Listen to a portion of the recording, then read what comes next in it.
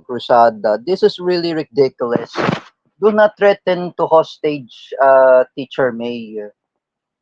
Ah, because I was very angry for what you did to Teacher May. For example, Paulo Cruzada. Anyway, I'm just gonna want to tell you something. Oh, you're promoting terrorism like ISIS. Oh, at the time, you know what, Paulo Cruzada? In 2010, when I trained in the Singaporean army, I I killed all Jamar Islamiyah during the time in Special Operation Force as hostage rescue. And during the time when I was in trained in Israeli Defense Forces in counterterrorism unit, I trained um, counterterrorism unit against the Al Qaeda Sinai Peninsula in the Egypt and Israel border. I trained there in IDF, and then I trained the U.S. Marines and U.S. Navy SEALs and U.S. Delta Force in the war in Afghanistan and the war of Iraq. I trained there to counter terrorism against Al Qaeda in Iraq. After that, I trained in Russian Spetsnaz in 2013 with Tito Mac because I trained in the U.S. Navy SEALs. I was came back from Anya Suyuki. Oh, my ninang. When I trained in the Russian Spetsnaz with Tito Mac, I trained in GRU. Oh, I trained in the GRU to deploy in Syria in 2015 to kill ISIS. And then in 2018, I trained in Iranian Revolutionary Guard Corps. I was trained by Opal Suchata to train in the Quds Force in 2020. And I trained an Iranian Revolutionary Guard Corps to fight against ISIS in Mosul in the Popular Mobilization Forces. And this Paulo Cruzada, the Marcos loyalist, and the ISIS wannabe who wants to threaten to hostage Teacher May. Well, what is the problem at you, Paulo Cruzada? Huh? Have you ever heard that you threatened to hostage Teacher May? You know, Paulo Cruzada, with all due respect, can you please leave Teacher May alone? You're getting her in harm, you're getting her in trouble. You do not know what you're talking about.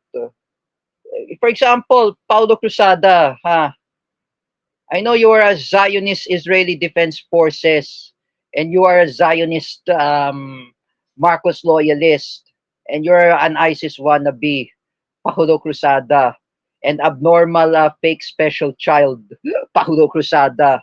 Uh, you do not threaten to hostage Teacher May. Teacher May is my former teacher in CDIFI. I studied there in CDIFI 2003 until 2020. Oh, after I graduated in special education school in Singapore, after I graduated in special education school in Israel, I graduated in special education school in Malaysia in Islam. I studied pro-Palestine. Oh, and I graduated in special education school in Iran and Iraq as a Shia. And I graduated in special education school in Russia. And I graduated in special education school in Japan, in Kumon. And then, what the hell is Paulo Cruzada is threatening to hostage the former SPED teacher in CDIFI? Huh? You do not know what you're talking about. Teacher May is a pro Duterte. She is an anti Marcos. If I were you, Paulo Cruzada, if you're a pro Benjamin Netanyahu, if you're a pro Ferdinand Marcos Sr. and pro Bongbong Marcos, why are you harassing Teacher May? That she is a pro Ali Khamenei, pro Vladimir Putin, and pro Rodrigo Duterte. Oh, even she's a pro Trump. Oh, why did you harass Teacher May? Oh, if Teacher May is pro Kim Jong Un, would you harass her? Oh, Paulo Cruzada, with all due respect, manahimik ka na lang, like I said.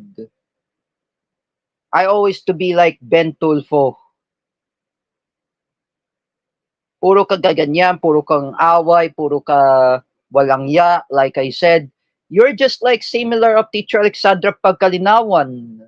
You are a similar of Ate Mel Canete, Ate Dina Guillermo, Jeffrey Beltran, Jeffrey Asedio, Gina Asedio, Kuya Copio, Nino Barsaga, and Romeo TV Vlog,